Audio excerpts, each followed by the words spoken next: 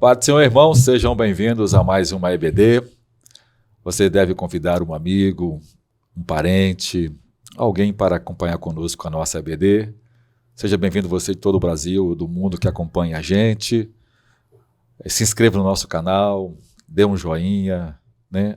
Aciona o sininho aí para que você possa receber as nossas notificações. E é um prazer, mais uma vez, aprender um pouco na maior de todas as escolas, a Escola do Senhor, a Escola Bíblica Dominical. Hoje nós temos aqui pessoas muito importantes. Eu sou o pastor Elias, estou aqui para compor essa mesa e juntos aprendermos essa lição maravilhosa. Pai do Senhor, irmãos, uma alegria, me sinto honrado junto aos pastores aqui. Espero que haja bastante esclarecimento com essa lição para que os irmãos possam cada vez aprender no conhecimento do Senhor. Muito bem, Pai do Senhor, irmãos. Aqui é o pastor Gideão, estou muito feliz e grato a Deus por fazer parte aqui dessa mesa e juntos vamos comentar aqui sobre a disciplina bíblica e tenho certeza que será uma manhã de muito proveito e de muita edificação para as nossas vidas. Maravilha, hoje é a lição de número 8, um dos assuntos mais importantes e extraordinários da igreja, completamente esquecido e abandonado nos nossos dias, né? A disciplina bíblica na igreja.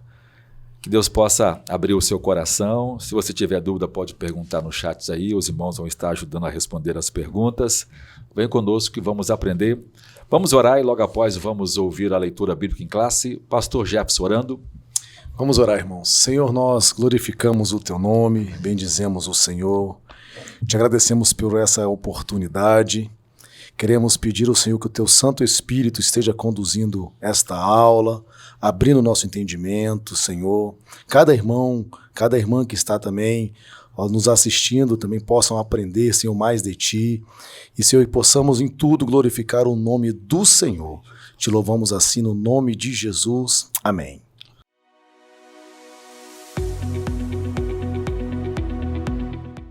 A paz do Senhor, irmãos! Eu sou o Rafael da Edna. Eu sou a Edna do Rafael. Muito bem. Estamos aqui hoje para ler o texto áudio, né? A lição número 8. Vamos lá. E já vos esqueceste da exortação que argumenta convosco como filhos? Filho meu, não despreze a correção do Senhor e não desmaie quando por ele fores repreendido. Hebreus 12, 5. Vamos lá ler a verdade prática. A disciplina cristã é uma doutrina bíblica necessária, pois permite ao crente refletir o caráter de Cristo.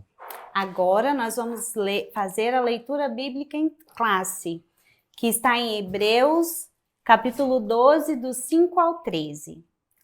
E já vos esquecestes da exortação que argumenta convosco como filhos. Filho meu, não desprezes a correção do Senhor, e não desmaies quando por ele fores repreendido, porque o Senhor corrige o que ama, e açoita a qualquer que recebe por filho. Se suportais a correção, Deus vos trata como filhos. Por que filho há a quem o pai não corrija? Mas se estais sem disciplina, da qual todos são feitos participantes, sois então bastardos e não filhos. Além do que tivemos nossos pais, segundo a carne, para nos corrigirem, e nós os reverenciamos, não nos sujeitaremos muito mais ao Pai dos Espíritos para vivermos? Porque aqueles, na verdade, por pouco tempo, nos corrigiam como bem lhes parecia, mas estes para nosso proveito, para sermos participantes da sua santidade. E, na verdade, toda correção ao presente não parece ser de gozo, senão de tristeza. Mas depois produz um fruto pacífico de justiça, nos exercitados por ela. Portanto, tornai a levantar as mãos cansadas e os joelhos desconjuntados, e fazei veredas direitas para os vossos pés, para que o que maneja se não desvie inteiramente, antes seja sarado. Esse foi o nosso leitura bíblica em classe e vamos voltar para a aula.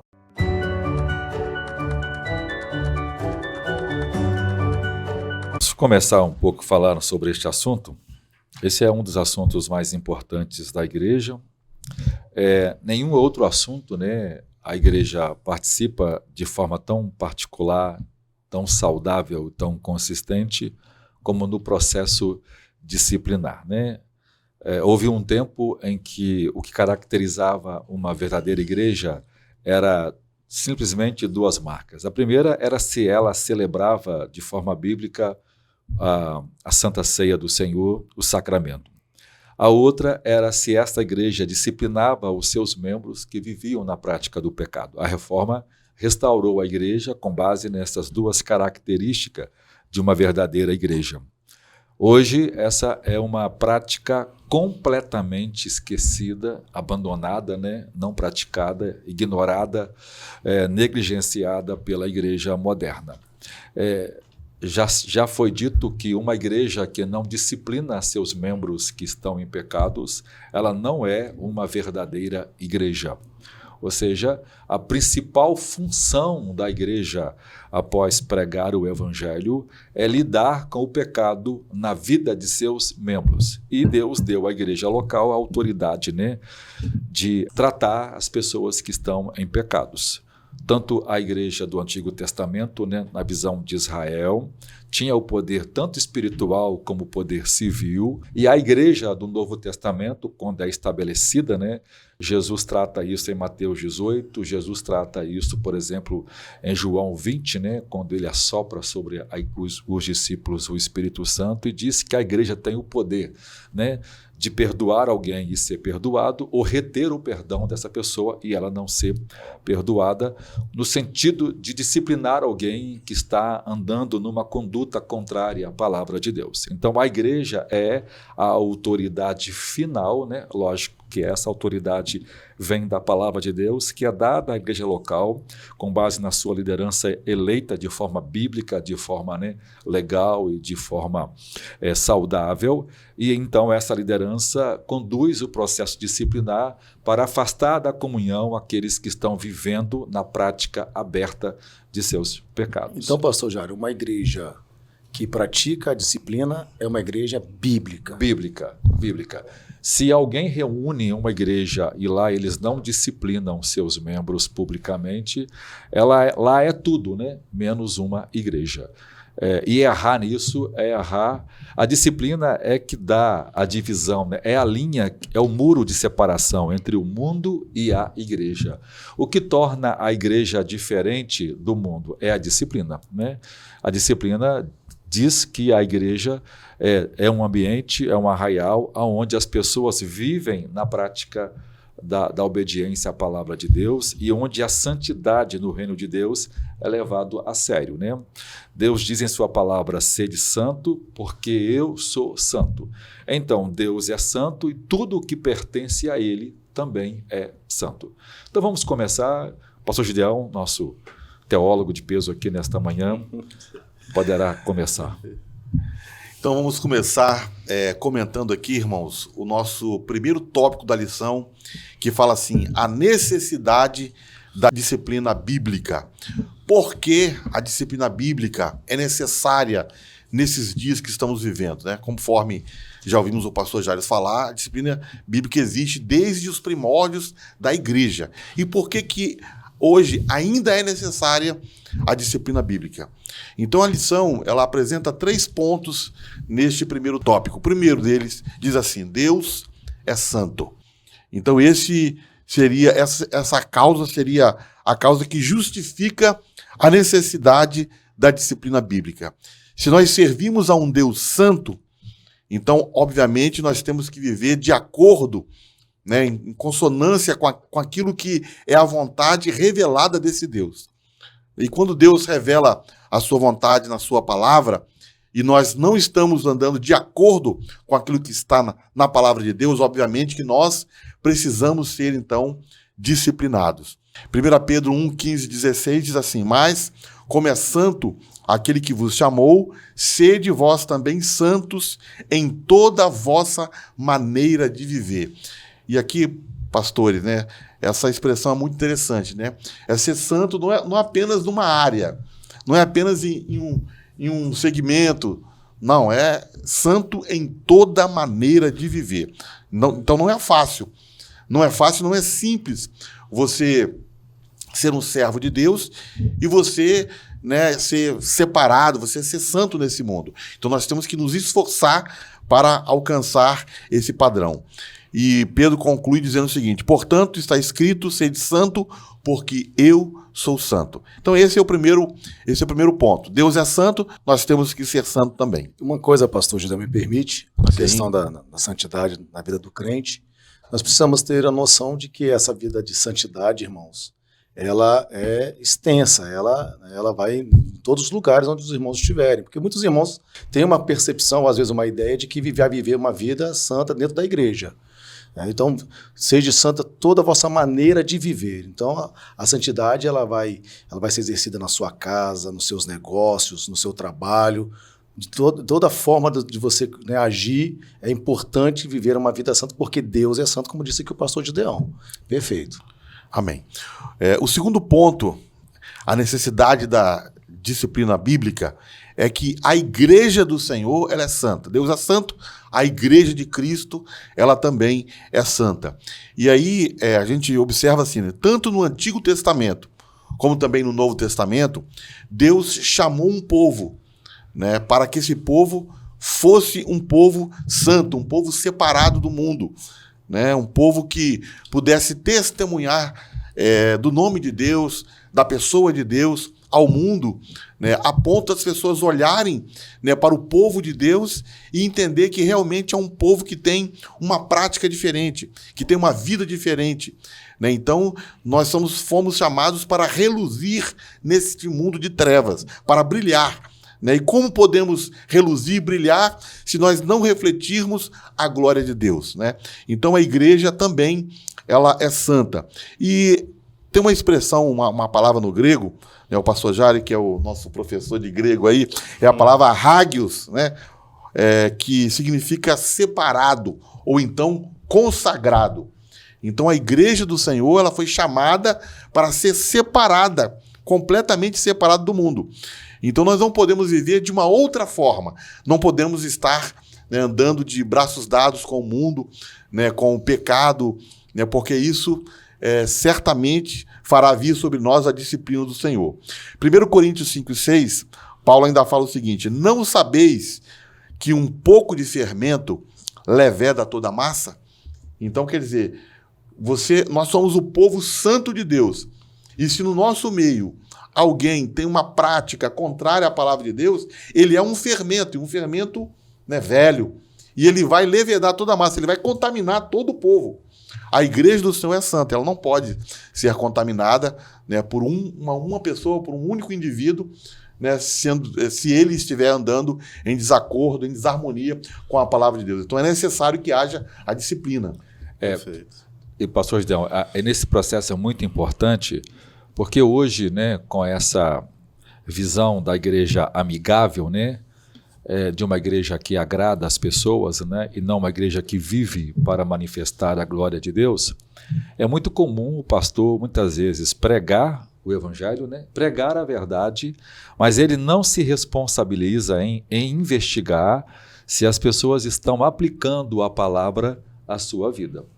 Então, hoje, os pastores estão pregando até a verdade no púlpito, mas eles não estão analisando, né, se as pessoas estão vivendo. Ou seja, eu prego e obedece quem quiser. Né? Essa é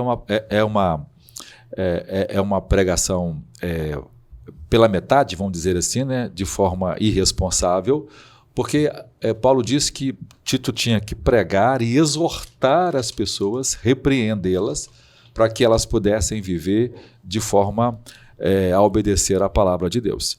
Então, quando a igreja, né, tem uma estrutura que facilita a aplicação da disciplina, ela precisa organizar, né, a igreja de tal forma que seja ensinada sobre as verdades da santidade divina, já que a disciplina nasce a partir dos atributos da santidade e da justiça.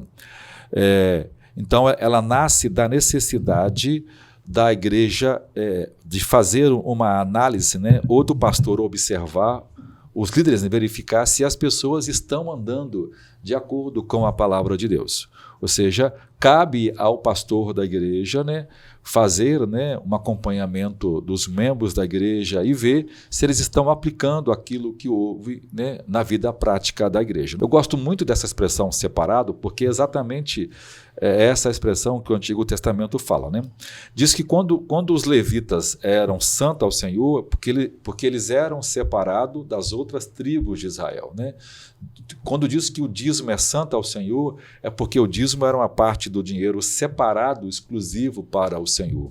Quando alguém fazia um voto de consagração, né, ele era santo porque ele era consagrado inteiramente a Deus. Então, essa ideia de separação implica dizer que as pessoas estão separadas para o serviço, né? Ou seja, a igreja hoje é um reino de sacerdotes separados e eleitos por Deus para viver uma vida conforme a palavra de Deus. Então, esta igreja vive de tal forma que todos os seus membros expressem essa glória ao mundo. Ou seja, hoje, quando alguém faz parte da comunhão da igreja, a conduta dela não é mais individualizada, porque ela é parte de um corpo.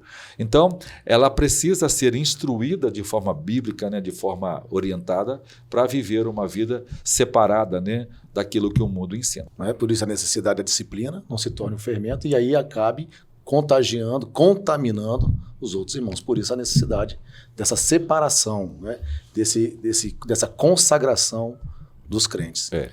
E pior, né, você vê no Antigo Testamento, quando o povo de Deus soube que havia pecado no arraial e não tomou a decisão, né, de eliminar aqueles que estavam vivendo em pecado, toda a congregação foi julgada por Deus como culpada por aquele pecado. Sofreram, né? Sofreram. Então, numa igreja onde as pessoas sabem que as pessoas estão vivendo abertamente no pecado, toda aquela igreja recebe o castigo de Deus.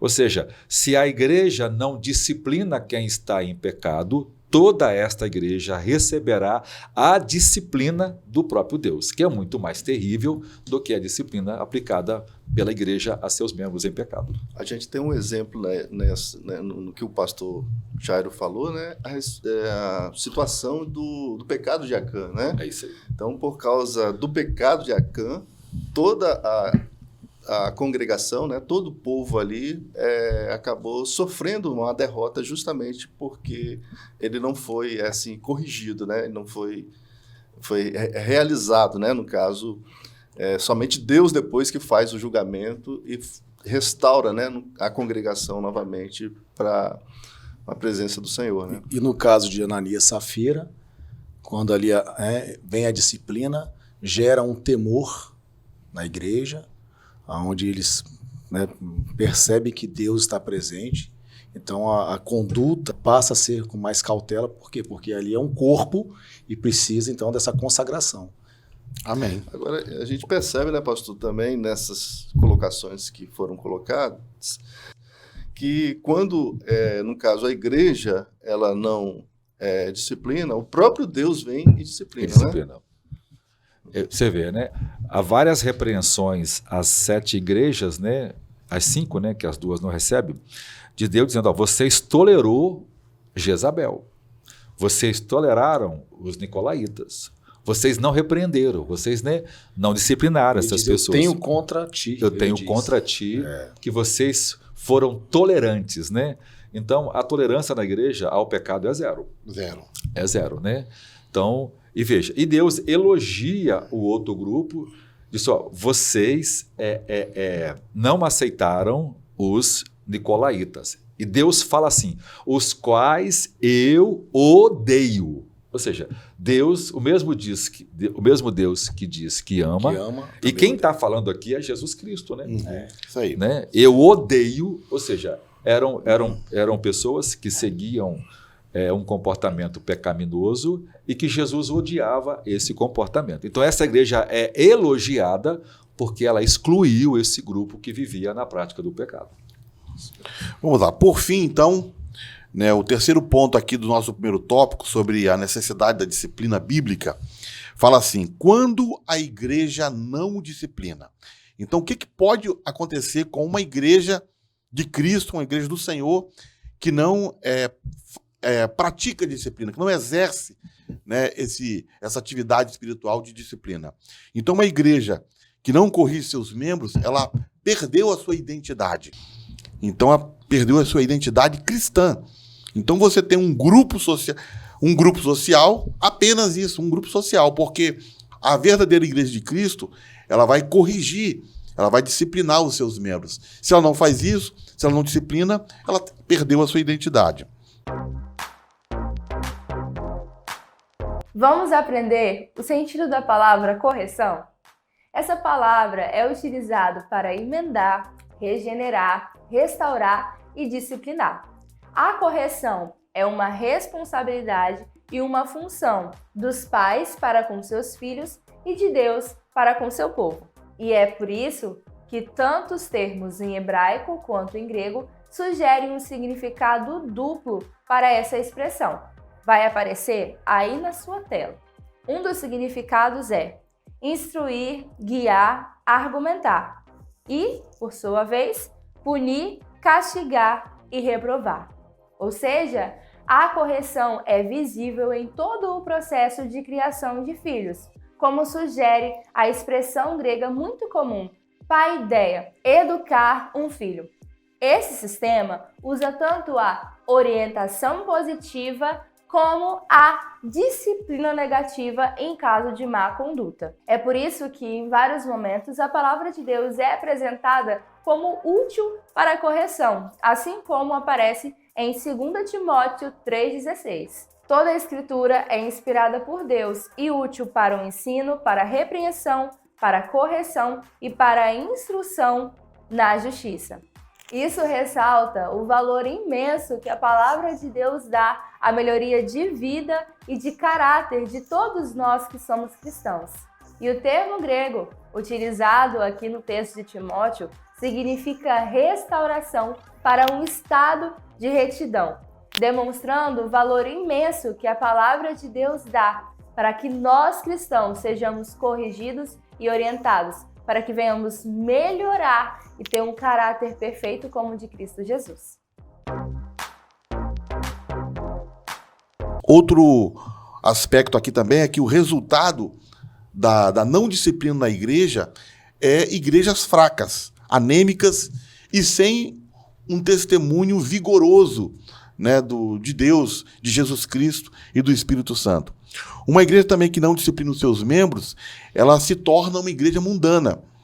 Então, que diferença pode haver entre luz e trevas, quando aqueles que se dizem luz andam conforme as trevas, né? Vivem conforme as trevas e não há correção, não há disciplina. Então, a igreja se torna mundana.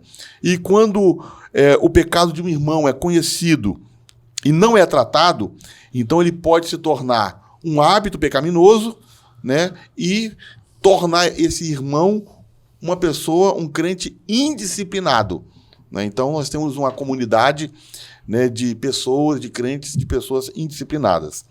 E eu gostaria de comentar também, pastores, um testemunho que eu ouvi do pastor Antônio Gilberto.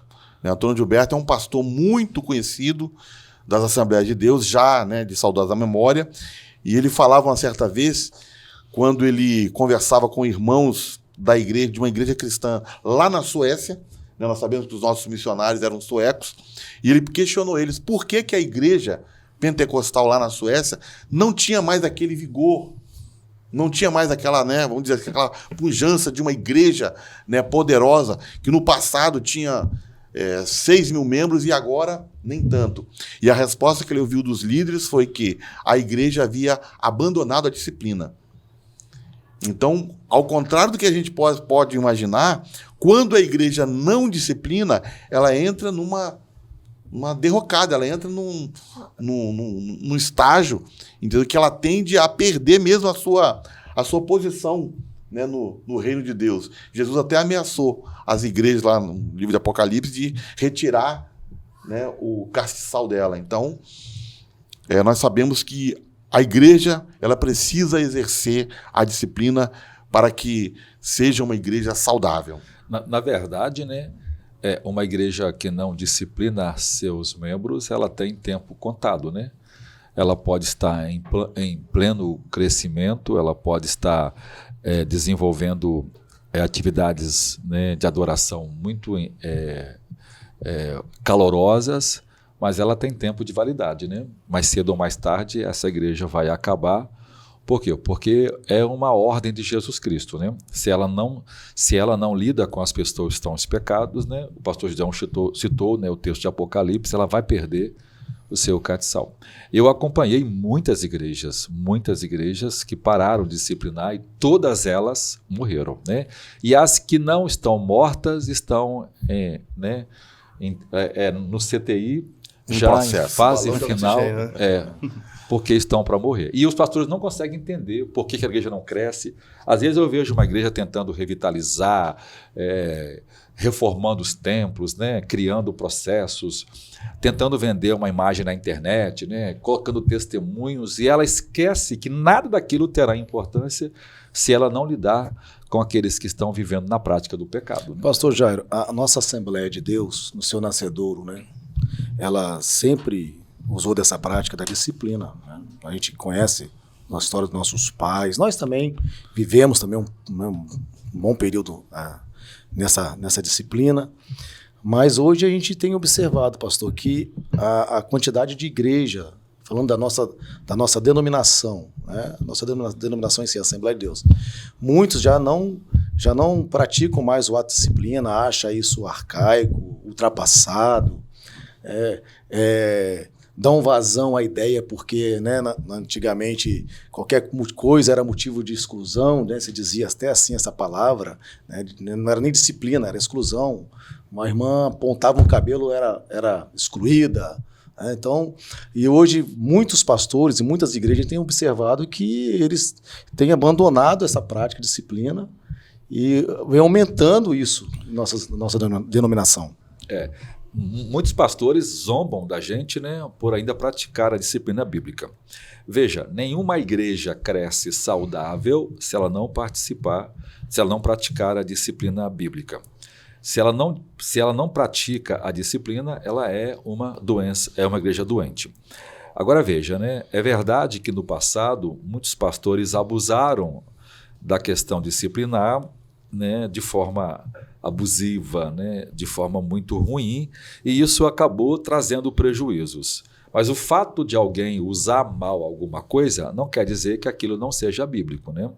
O diabo hoje levantou essa teoria e essa condição se tornou, né, abandonada pelas igrejas. Hoje é muitíssimo raro uma igreja que faz sucesso estar praticando a disciplina. Nenhuma dessas igrejas do Brasil, né, assim, poucas delas, né, vamos dizer assim, que estão realmente vivendo a vontade de Deus, que estão praticando a disciplina. Mas a grande maioria não mais disciplinam aqueles que estão em pecado. E agora é verdade, houve o abuso, né, dos pastores do passado com relação a isso. Mas se ela for aplicada de forma como orienta a palavra de Deus, a igreja será muito saudável.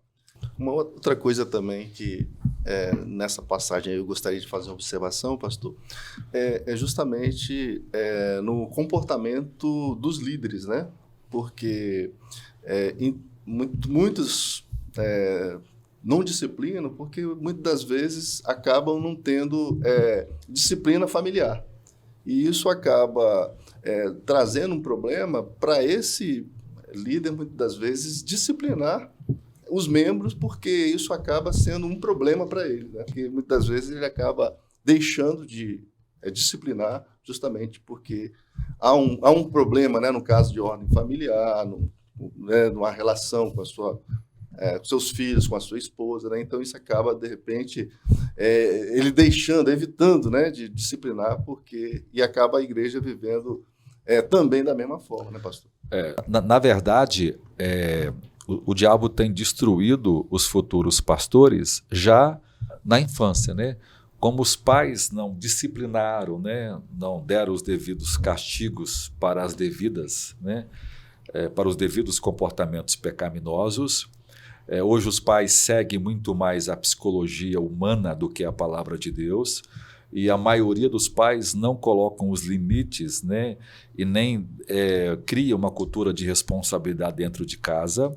Então, esses filhos nascem sem um padrão de disciplina. Ou seja, quando crescerem, eles vão destruir a igreja, porque como eles não foram disciplinados, eles também não terão condições de disciplinar ninguém. Então, eles não têm condições de assumir mesmo o ministério. O diabo está matando grandes chamadas, grandes ministérios, porque os pais realmente são mundanos e isso destrói. Ou seja, essa cultura relativista, né, a falta de absoluto, torna impraticável a disciplina bíblica. A segunda parte, então, aí com o pastor... Quem quer falar? Depois de nós observarmos aqui a necessidade da disciplina bíblica, irmãos, nós vamos ver aqui, no ponto 2, o propósito, né, da disciplina bíblica, que também é algo muito relevante e precisamos entender isso com muita clareza, né? O comentarista coloca aqui que o primeiro ponto é manter a honra de Jesus, né? Manter a honra de Cristo. Então, quando o pecado ele não é tratado na vida do crente, quando o pecado ele está na vida do crente e a igreja, né, os pastores, a liderança não age na vida dessa pessoa, tanto a pessoa de Cristo é desonrada, quanto a própria igreja também fica desonrada. Em Romanos, no capítulo 2, versículo 24, diz que o nome de Deus é blasfemado entre os gentios por causa de vós, ou seja, por não obedecerem à lei de Deus, por não obedecerem os mandamentos de Deus, porque a igreja ela vive sobre a ordem do Senhor. A igreja, ela tem, todo membro ela tem por onde seguir as normas do Senhor, a palavra de Deus, a lei de Deus. Então, se o crente ele não está de acordo, ele precisa, então, né, sofrer essa disciplina. Por quê? Para que seja honrado o nome do Senhor e seja honrado a igreja do Senhor. Na verdade, né, torna hipócrita, né, a igreja, né? Ela não terá base para ensinar, ela não terá base para pregar, ela não terá base para evangelizar o mundo. Ou seja, ela deixa de ser igreja e ela perde todo o seu propósito. Veja que a disciplina já foi considerado a doutrina mais importante da igreja, porque é ela que define o que é a igreja. Nada faz a igreja parecer com o céu do que quando ela lida com o pecado na vida dos seus membros. O céu é um lugar onde não entra pecado. Perfeito. E a igreja só se parece com o céu quando ela disciplina o pecado na vida dos seus membros. E justamente o que o pastor Jairo falou anteriormente é quando a pessoa ela prega uma coisa, mas ela não verifica, né? O que o apóstolo Paulo em Romanos ele fala, né? Vocês falam que não deve adulterar, mas adulteram. Então o que acontece? Eles acabam desonrando o nome de Cristo justamente porque não há uma disciplina naquilo que é pregado, né? E outra coisa, pastores, também nessa questão de manter a honra da igreja, a honra de Jesus, existe um processo, né, nesse ato da disciplina, que é muito interessante deixarmos também para os irmãos, registrado em Mateus 18, que às vezes as pessoas ficam... há uma dúvida, né, no questionamento a respeito. Como é esse processo, pastores, né, para que haja essa disciplina, para que o nome do Senhor não seja desonrado? Como agir com este irmão, de acordo com Mateus 18? Por favor. Você vê, né? Mateus 18 dá uma regrinha muito simples, né? Porque o pecado vai ser... A forma de lidar com o pecado tem a ver com a natureza do ato praticado, né? Então, Jesus dá ali uma norma geral de quando alguém pratica uma conduta, começa a praticar uma conduta errada, né? Alguém deve ir até ele e explicar que aquela conduta contraria a palavra de Deus, né? E desonra a Cristo. Se ela não ouvir, né, a repreensão de qualquer outro irmão que obedece a Deus, tem a condição de repreender uns aos outros no comportamento pecaminoso. Aí ela não é ouvida, ela tem a obrigação de levar aquilo à liderança da igreja. Então, a liderança, de forma conjunta, convida essa pessoa e conversa com ela. Irmão, a conduta do irmão ou da irmã desonra a Cristo, né? Contraria a palavra de Deus. E se ela também não ouvir, né, reúne a igreja e ela então é disciplinada, ou seja, ela é excluída, e de Jesus que ela será considerada agora publicana, né? Gentia e não mais parte do reino de Deus. Ou seja, há um processo que é feito, né? Há uma exortação pessoal, há uma exortação de um grupo e há uma exortação de toda a comunidade, né? Então, poucos e muitos participando da... Veja que Jesus diz que a disciplina é primeiro responsabilidade de todo mundo. Todo mundo precisa exortar um ao outro para que nós não caiamos no pecado. Segundo, a disciplina é responsabilidade dos poucos, né, que é a liderança. Depois, a disciplina é responsabilidade de toda a comunidade. Por quê? Porque ela reunida vai declarar que aquela pessoa não mais faz parte da igreja, né? Jesus deu à igreja a autoridade de tirar alguém do reino de Deus. Né? Se o processo for feito de forma honesta, de forma bíblica, essa pessoa realmente estará eliminada da igreja, do reino de Deus, porque ela está numa conduta que contraria a palavra de Deus. Aproveitando essa questão, eu também gostaria de fazer uma pergunta aqui para os pastores aqui, é o seguinte, no processo de disciplina, existe alguma coisa que pode ser considerada assim, um agravante ou um atenuante? Existe. Muito bem colocado, Bem muito colocado, né? Por exemplo, né, quando alguém peca e essa pessoa mesmo procura, né, a igreja procura, né, a liderança da igreja para confessar o seu pecado arrependido, quebrantado, né? Então essa pessoa é exortada, né, a consolidar esse arrependimento. Se esse pecado é um pecado público, né, que envolve mais alguém, normalmente ela é disciplinada, ela é afastada, né, da comunhão da igreja por um tempo, para que esse processo de arrependimento frutifique e amadureça cada vez mais. E ele entenda, né, que uma ação tem uma reação. Uma coisa é as pessoas serem perdoadas de seus pecados antes de conhecer a Jesus Cristo. Outra coisa é as pessoas, depois que conhecem a Jesus Cristo, continuarem na prática do pecado, né? Diz a Bíblia que aquele que nasceu de novo não peca. Ou seja, um cristão que nasceu de novo não adultera, não rouba, não mata, não mente, não, né? Ou seja, ele não pratica isso. Isso não faz parte da vida dele. E se ele fizer, ele precisa ser agora disciplinado. É a chamada, Paulo chama em 2 Coríntios 6, de a repreensão da maioria.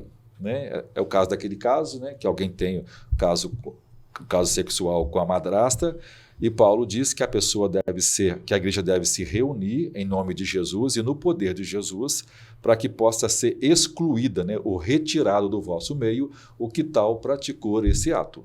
Então, esse processo de atenuante, que atenua é quando a pessoa procura, ela se arrepende. Então, esse processo é mais rápido. Mas quando a pessoa, né, é pega no flagrante ou outros que traz, o arrependimento às vezes se torna mais difícil e essa pessoa também tem um processo mais demorado de restauração. Então, ninguém... pastor, mas eu já confessei a Deus os meus pecados. Bem, os pecados que são confessados antes da conversão, perfeito. Mas os pecados depois que são considerados pecados públicos, né, que envolve terceiros, são pecados agora que precisam da coerção divina, que é feita por meio da igreja, que é através da disciplina bíblica.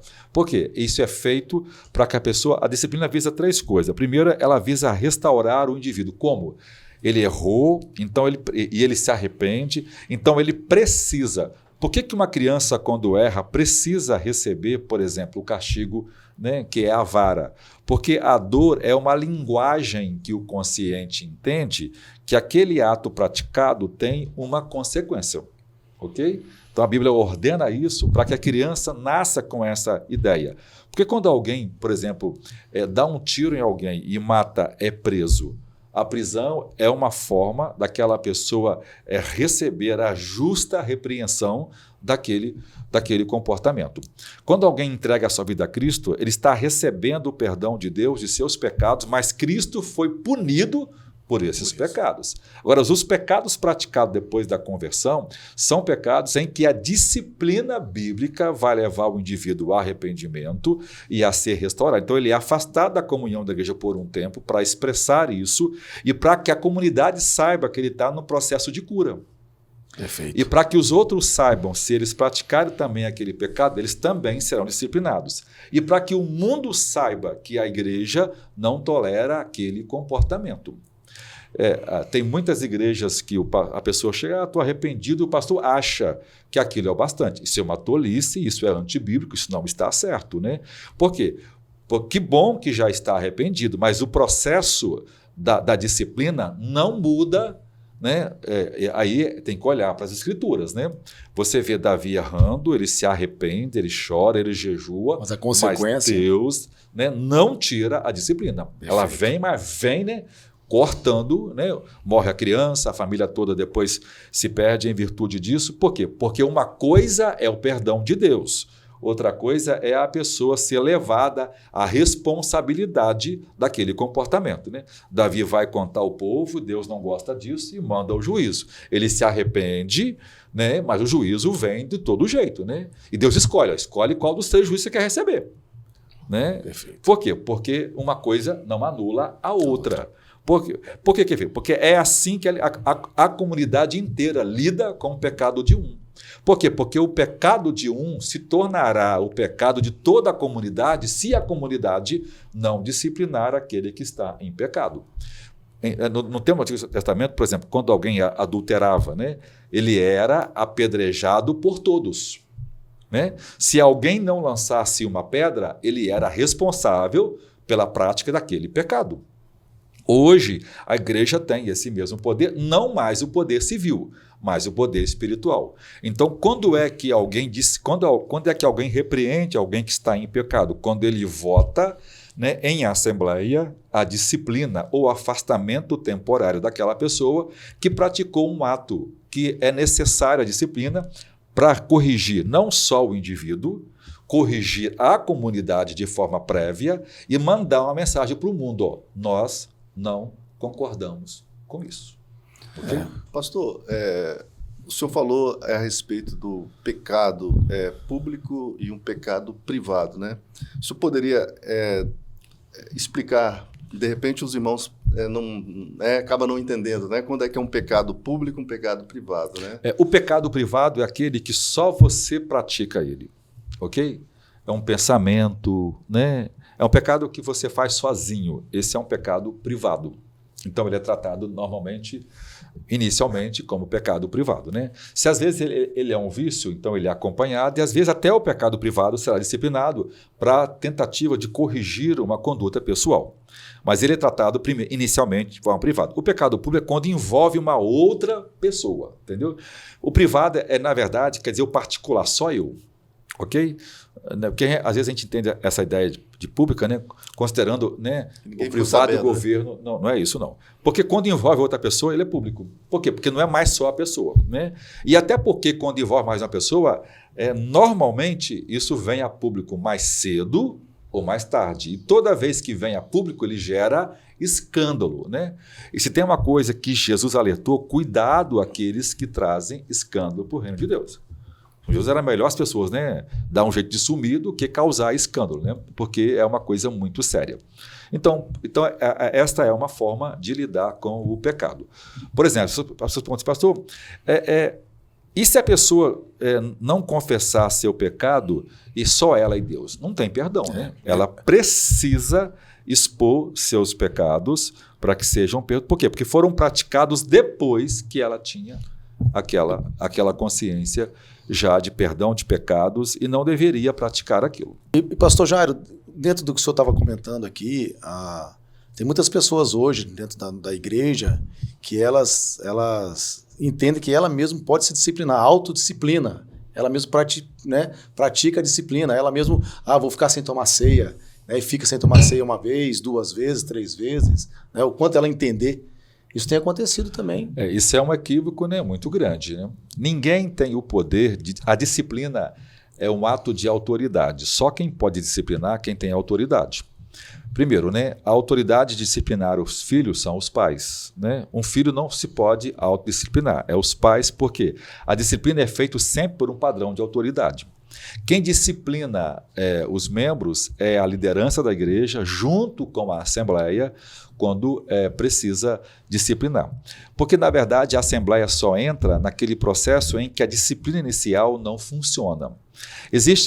A disciplina pode ser uma repreensão, né, particular, pode ser uma repreensão pública e pode ser uma decisão da Assembleia em eliminar, né, em excluir aquela pessoa do rol de membro da igreja por tempo indeterminado. Né? Ela não é mais crente, ela não mais faz parte da igreja por uma conduta em que ela não produziu arrependimento. Né? Porque as pessoas às vezes falam que estão arrependidas, mas continuam na prática do pecado. Então nunca houve arrependimento. Né? Por isso que a disciplina precisa ser dada um tempo para as pessoas manifestar os frutos de arrependimento. Né? A pessoa que praticou o pecado está disciplinada, então normalmente as pessoas que estão disciplinadas, eu estou mesmo em disciplina, vou aproveitar, cai no pecado. Ou seja, ela não se arrependeu. Por quê? Ela vai estar na igreja e tem que entender que o processo disciplinar é um processo doloroso. É um processo de perda moral. Né? A pessoa que é membro de uma igreja tem que entender que ela é sujeita a uma repreensão moral pública, por causa da natureza do reino de Deus. As leis que regem a igreja não são as leis legais, né? Embora a igreja obedeça às leis legais. Né? As leis que regem a igreja são as leis do reino de Deus. Do mesmo jeito, né, que uma pessoa, quando comete um crime, né, ela passa por uma perda moral irreversível. Alguém ser filmado sendo preso, né? Alguém ser preso, né? Algemado, não é uma coisa... Né? Até a lei humana, a de Deus, é a mesma coisa, já que a lei humana foi baseada na de Deus. Né? Então, se alguém comete um pecado, ele vai sofrer a perda moral. Então, na assembleia, na comunidade onde ele vive, ele vai passar... Né?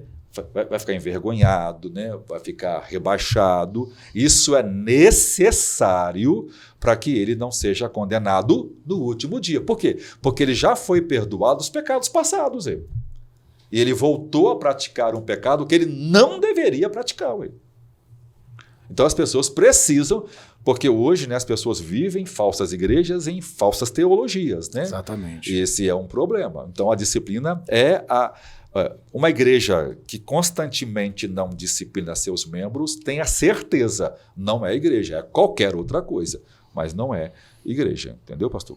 Amém, glória a Deus. Outro propósito da disciplina que a gente vai observar aqui no segundo ponto é também o fato de frear o comportamento pecaminoso. Já foi até dito aqui que o fermento, ele leveda toda a massa. E é exatamente dentro disso que nós estamos falando aqui, a importância de frear o comportamento, né, da igreja, dos irmãos terem noção desse processo, que é um aviso para a igreja e também um aviso para o mundo, que a gente não pratica, a gente não está comungando com as coisas do mundo, nós somos diferentes. Isso é de fundamental importância que haja vista, por isso o apóstolo Paulo manda excluir aquele moço lá, que estava tendo um caso com a madrasta, e já era conhecimento de toda a igreja já sabia do fato, e também dos de fora já sabiam o fato. E isso estava trazendo um escândalo, né, para a igreja, para o nome do Senhor. Então, o propósito da disciplina, então, é frear esse comportamento. É um ato que visa a correção dos seus, é o próprio texto lido aqui em Hebreus, pelos irmãos, dizendo que Deus corrige todos quanto amam. Então, é importante entender que a correção é fundamental para o progresso da santidade. E nós estamos aqui no templo sede da Assembleia de Deus Marcas do Evangelho para perguntar aos irmãos o que eles entendem por disciplina e qual é a importância da disciplina bíblica. Vamos ver. Bom, a importância da disciplina ela serve para corrigir, para educar e para transformar. Existem várias formas de disciplina. No nosso meio, tem aquela onde a pessoa ela vai ser tratada e vai ser reintegrada, e tem outras formas onde é excluída do corpo, se ela não quiser executar a disciplina dada pelo nosso líder, pelo nosso pastor. Então ela vai ser excluída do rebanho. Então a disciplina, ela serve para crescimento, fortalecimento e para que essa pessoa encontre os caminhos certos. Disciplina bíblica na igreja, ela é aplicada quando um membro ele não está se comportando sob devida conduta, né, correspondendo com a doutrina da igreja, correspondendo com o segmento bíblico que a igreja local ela se baseia. Então, nesse momento, a partir deste momento, a igreja, os líderes, né, aplicam essa disciplina para tentar voltar com a conduta do indivíduo, com a conduta do membro, baseado na doutrina da igreja, no pacto eclesial, na eclesiologia da igreja. E assim, é isso. Hoje as pessoas têm um erro, tem um equívoco, né, muito grande com relação aos atributos de Deus, né? O mesmo Deus que é amor é o mesmo Deus justo, é o mesmo Deus santo. Então, amor, santidade e justiça são atributos de Deus que andam juntos. Perfeito. Um pai que não disciplina seu filho, ele não ama seu filho, né? Então, esse falso amor, na verdade, é uma frouxidão moral que o pai tem. É um comportamento moral que influencia num falso sentimento de falsa misericórdia e frouxidão. O amor é justo, né? O amor não folga com a injustiça. O amor folga com a verdade. Então, um pai que ama seu filho vai discipliná-lo para que ele não seja condenado no último dia, né? Então, uma igreja que não disciplina... E às vezes a disciplina gera perdas, né? Gera perdas. Às vezes, quando alguém confessa um pecado, as perdas são irreparáveis. Verdade. Né? O marido traiu a esposa, né? Ele, pastor, se eu contar, ela vai me deixar. Vai deixar, ué. A consequência do A pecado. consequência é natural, ué. Quem se arrepende está disposto a qualquer coisa. Perfeito. A esposa deve sim perdoar o marido arrependido, né? Então não é, vou perder minha... Pastor, qual a melhor forma então? Para eu não perder minha família, não vou confessar. Ué, vai perder toda a família e vai mandar toda a família para o inferno. Né? Primeiro que a esposa cristã é obrigada a perdoar os pecados, né? Todos nós devemos perdoar o pecado dos outros, né? Uma outra questão que as pessoas falam muito, né, pastor Gidão? Pastor, se eu estou no processo de disciplina e Jesus voltar, a pessoa fica? Essa é uma boa pergunta. Geralmente até muitas dúvidas, né? Eu penso assim, existem duas palavras, né, que a gente precisa entender, que a primeira é a palavra disciplina, quando um cristão cometeu uma falha, uma falta, e ele foi disciplinado. Geralmente essa pessoa, ela espontaneamente às vezes procura, né, o seu líder, a igreja, e confessa o seu pecado. E quando a igreja entende que é passível de uma disciplina, então a pessoa é disciplinada e às vezes suspensa da comunhão. Mas o nome dele continua, né, vamos dizer assim, no rol de membro. Ele não foi excluído da igreja. É um afastar-se da comunhão. É um afastar-se temporário. Perfeito. Até que ele seja tratado, até que ele seja curado, né, e que ele possa então retornar mais saudável, digamos assim, né, e retornar à sua condição anterior. Então, se essa pessoa, quando ele está no processo, né, ele continua vindo à igreja, ele continua sendo ministrado na igreja, ele continua sendo tratado. Então, se Jesus voltar nesse tempo, ele sobe, né, porque ele não foi excluído do rol de membro da igreja.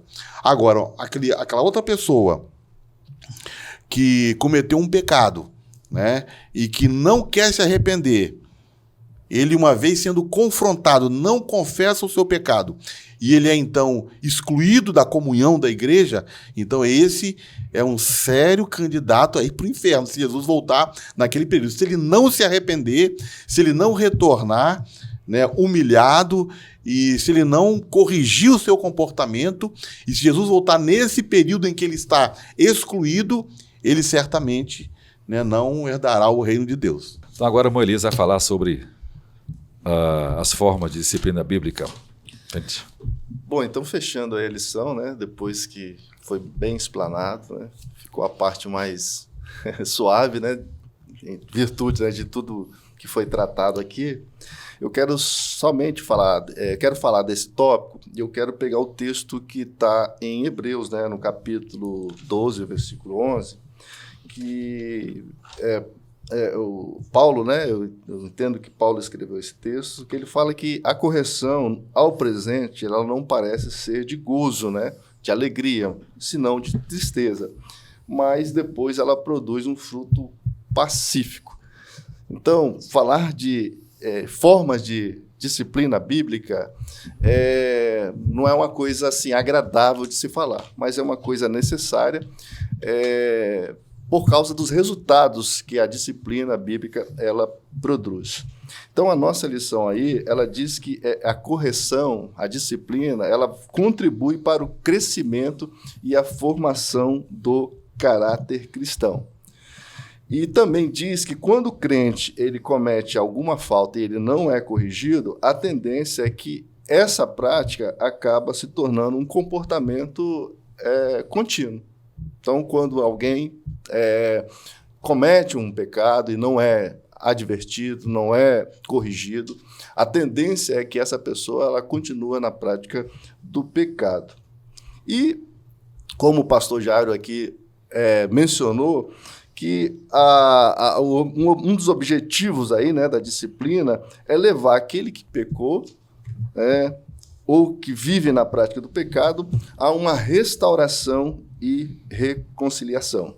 Então, a disciplina ela é uma forma de restaurar o pecador, aquela pessoa que pecou, para que ela possa voltar a seu estado anterior de bem-estar, né, de comunhão com Deus. Bom,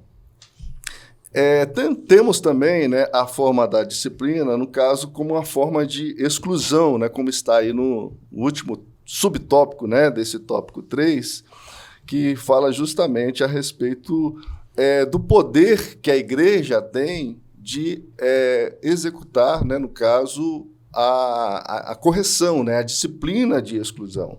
Então, foi bem comentado aqui anteriormente, né, o passo a passo, né, para que possa chegar a esse estado, e justamente depois de ter levado isso para a igreja, a pessoa não aceitar a correção, né, não se arrepender, ela, nessa atitude, né, esse desligamento, a pessoa perde o vínculo, né, a comunhão com a igreja. Bom, então, fechando aqui o tópico 3, eu gostaria de fazer uma pergunta aos pastores, né, em especial ao pastor Jairo. Que tipo de pecado, né, pastor, leva um crente à disciplina? São aqueles pecados visíveis e graves, né? São pecados, por exemplo, que normalmente ferem princípios de pureza e de relacionamentos, né? Por exemplo, o roubo, o assassinato, né, a maledicência, o adultério, a violência física, né, são pecados. Então, não que exista pecadinhos ou pecadão, tudo é pecado, mas a Bíblia lida, né, com os pecados de formas diferentes. O João disse que há pecado para a morte, né, e há pecados que não é para a morte. Isso aí. Ou seja, há pecados que as pessoas cometem, né, e que precisa da disciplina por causa da natureza grave desses pecados, né? E há pecados em que as pessoas cometem que uma simples repreensão pessoal é o bastante, né? Às vezes esse pecado é um erro de conduta, é uma negligência, né? É uma imperícia que a pessoa tem no reino de Deus e que precisa ser melhor exortada. Ou às vezes ela é imatura, né? Carnal no processo. Mas a prática do pecado voluntário são aqueles pecados que transgridem diretamente, por exemplo, os 10 mandamentos, né? Por exemplo, um filho rebelde, né, contumaz deve ser disciplinado, né? O adultério, né, aquele que faz o falso testemunho, né, que leva a calúnia, né, deve ser disciplinado. O adultério, né, eu acho que a lei de Deus é a base para os pecados, né, de disciplina pública, né, nesse processo. Então, todos aqueles pecados que transgridem o decálogo, né, devem ser pecados que devem ser disciplinados. Por exemplo, pastor, como a gente poderia aplicar o 4º mandamento, né, que é muito importante, que trata da questão do sábado, né? A igreja cristã passou a observar o domingo, né? Quando é que um crente, por exemplo, precisa ser disciplinado? É quando ele começa a abandonar os cultos dominicais, quando ele começa a não cultuar, a não tomar ceias, né, a não estar cultuando, então ele precisa ser chamado a atenção para que possa, e se não atender, precisa ser afastado da comunhão da igreja. Agora veja, não se pode esquecer que tanto nas escrituras como também, né, na lei moral hoje, sempre que alguém está em pecado, ele precisa ser confrontado, né? Antes de qualquer processo disciplinar, se dá o direito da pessoa dela, né, é o direito de resposta, né? Ninguém deve ser excluído porque o fulano falou, né?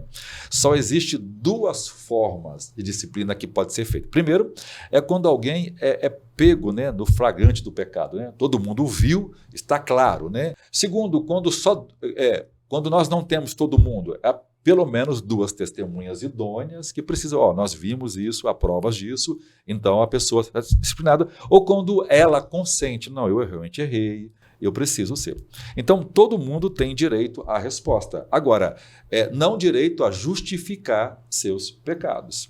Então, a igreja ela tem, né, as escrituras que é pregada constantemente, né, o próprio estatuto da igreja dá a normatização, né, de disciplina. O nosso pacto eclesial diz, né, quais são as bases para essa disciplina. Todo mundo que é membro de igreja sabe, né? Do mesmo jeito que uma pessoa é cidadã e quando ela transgredir a lei, ela terá uma sanção, né? Às vezes a sanção é financeira, né? Às vezes a sanção é corporal, né? A pessoa é presa, né? Restringe o direito, perde direitos, né? Em virtude. Na igreja também é o mesmo jeito, né? Uma pessoa que começa com a conduta pecaminosa, a maledicência, né? Ela será disciplinada publicamente por causa de uma conduta. E toda a comunidade vai saber que o fulano ou ciclano foi né, a perda moral, né, que ela terá é muito grande. Isso não cabe indenização porque é o pecado. Ninguém indeniza pecado, né? Então tem que entender isso. Por quê? Porque a conduta dele contraria a palavra de Deus e desonra o nome de Jesus e transgride, né, e impede a pregação livre do evangelho, né? Que envolve a hipocrisia da igreja. Então, lidar com isso é muito difícil. Por quê? Porque se você recebe 100 pessoas por ano, você disciplina no mínimo 30. É natural, né? E numa igreja onde não há disciplina bíblica, né, coerente, acompanhada, né, não é igreja santa, né? Porque se as pessoas... pastor, estou numa igreja que nunca disciplinou ninguém. O meu conselho é saia dessa igreja agora, porque é uma falsa igreja, né? 1 Coríntios 5, Paulo dá as orientações, né? Reúne a igreja toda e, em nome de Jesus, disciplina o tal que está na prática do pecado, entendeu? A ideia é que a pessoa se arrependa e depois será perdoada, restaurada e voltará naturalmente como se nunca houvesse caído. Mas os pecados... Não é que a disciplina é uma forma de redenção, é uma repreensão da maioria por causa da natureza testemunhal do evangelho, né? Você vê, Deus executou Ananias e Safira, Deus matou Ananias e Safira. A primeira disciplina bíblica da igreja foi seguida pelo próprio. E Deus não repreendeu eles. Deus não chamou a atenção deles, Deus eliminou, né? Você vê que Deus é muito mais severo do que nós para aplicar a disciplina. Bom, e falando em forma de disciplina bíblica, pastor, tendo a disciplina, né, como um processo de restauração, quando a pessoa é disciplinada, é interessante que a pessoa saiba por que ela está sendo disciplinada, ou a gente faz uma carta e manda para a pessoa, ou manda um WhatsApp. Só pode haver disciplina se a pessoa que está sendo disciplinada aceite a disciplina. Porque se não aceitar, é exclusão, né? É exclusão. Então, assim, a pessoa que está em disciplina, a disciplina é dada para restauração. Mas só pode haver restauração se ela saber, eu fui afastado da comunhão da igreja porque eu pratiquei esse pecado. Foi o que o senhor disse, por isso ela é chamada, não Chamada. é deliberadamente. Ela é chamada. Aí nós ouvida. abrimos as escrituras e Isso, mostramos, ó, esse comportamento é pecado, Perfeito, isso aí. contraria a palavra de Deus. Ela não adianta ela se justificar, porque ela pecou. Mas ela vai ouvir, nós vamos ouvi-la também, mas ela vai estar ciente do problema da gravidade. Agora, é possível alguém pecar, ser convidada para conversar e ela não aparecer mais. E ela abandonar a igreja. E aí, pastor? E aí sim, nós vamos ter que usar, né, os meios de comunicação, né, mandar mensagem. Ó, vamos precisar afastar a irmã do hall de membro da igreja, porque a irmã afastou-se dos cultos da igreja, entendeu? As pessoas às vezes fazem isso, né? Muita gente, quando para não ser disciplinada, pede a carta para outra igreja, né? Nenhuma igreja pode dar carta a uma pessoa que está em pecado. Ela precisa estar em comunhão na igreja, entendeu? Então, não dará a carta àquela pessoa e, normalmente, ela vai embora sem carta mesmo e lá é recebida em comunhão por aclamação da outra igreja. Ó, se a igreja que recebeu ela não questionou isso, essa outra igreja vai receber a disciplina de Deus que ela deveria receber. Ou seja, o pastor está colocando um Jonas no barco, que é a igreja, vai quebrar tudo. Esse é o perigo do processo disciplinar.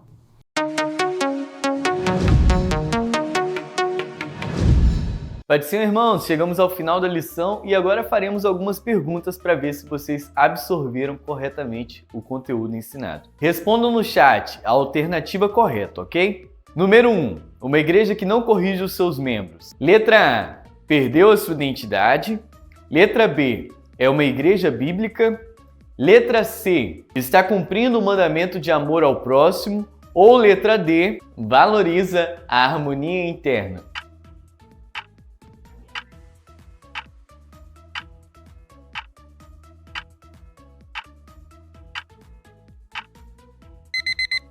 E aí, acertaram a resposta? Tava muito fácil, né?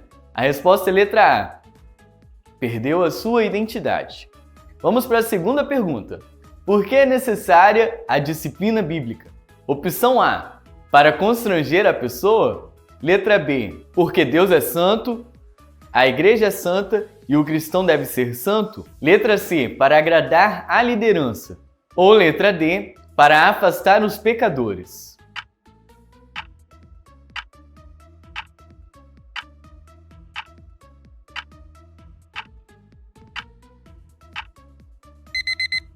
E aí, responderam? A resposta certa é letra B. Porque Deus é santo, a igreja é santa e os cristãos também devem ser santos. Vamos para a nossa terceira pergunta. De acordo com a nossa lição, quais são os propósitos da disciplina? Letra A. Produzir ambiente social. Letra B. Gerar assuntos e comentários diários. Letra C. Julgar o pecado dos crentes. Ou letra D. Honrar a Cristo, frear e não tolerar o comportamento pecaminoso. E aí, qual a resposta certa?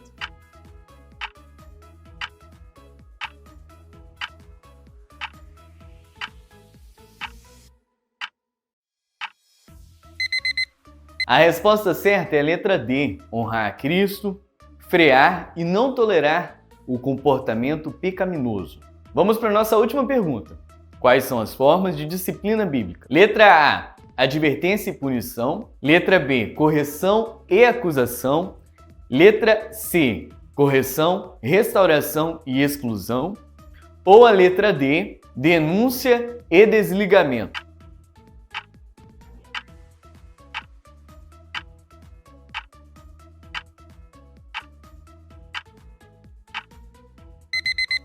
Você que respondeu a letra C, você está certo. É correção, restauração ou exclusão.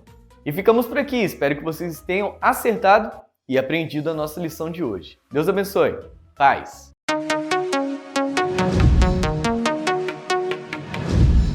Glória a Deus. Pastor Gideão, nossa oferta. Muito bem, irmãos. Olha que momento importante da nossa EBD nessa manhã. É o momento em que a gente vai adorar o Senhor com as nossas ofertas. Depois desse assunto aqui acalorado, esse tema, né, acalorado, né, você está sendo agora convidado a participar da nossa EBD, adorando ao Senhor. Você pode contribuir através do Pix, através do PicPay, através de transferência bancária.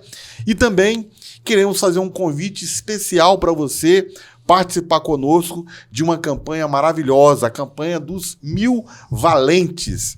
Nós, em nome de Jesus, vamos adquirir esse espaço que nós estamos aqui, esse espaço maravilhoso, né, que fica aqui na antiga fábrica do couro, em Campo Grande. E em nome de Jesus vamos adquirir com a sua ajuda. E nós temos certeza que Deus vai te abençoar grandiosamente. Neste lugar, tu és real.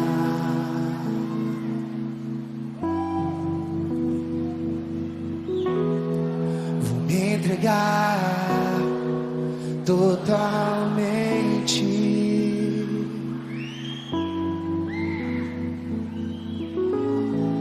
O teu toque abriu os olhos do meu coração. Eu posso enxergar e entender. Se eu me humilhar diante do teu altar e sacrificar aquilo que me custar, tu inclinarás os teus ouvidos ao meu clamor. Mas vale um dia no centro do teu querer, que toda a vida seja mais te conhecer. Tu és minha fonte, minha colheita, minha herança. Gente, que coisa maravilhosa, né? Só tem gente de peso aqui hoje, vendo? Coisa maravilhosa. É um assunto muito importante, quem sabe em outros momentos, né, voltaremos a falar sobre isso, né? Então vamos orar para encerrar. Pastor Elias orando para encerrar. Amém. Vamos orar então. Maravilhoso Deus e Pai, gratos somos ao Senhor por este momento, por essa oportunidade que o Senhor nos deu de estarmos falando deste tema, deste assunto tão importante para a saúde da igreja, para o aperfeiçoamento dos santos. Pedimos ao Senhor Deus que o Senhor possa abençoar a vida de cada um, que o Espírito Santo possa iluminar, esclarecer.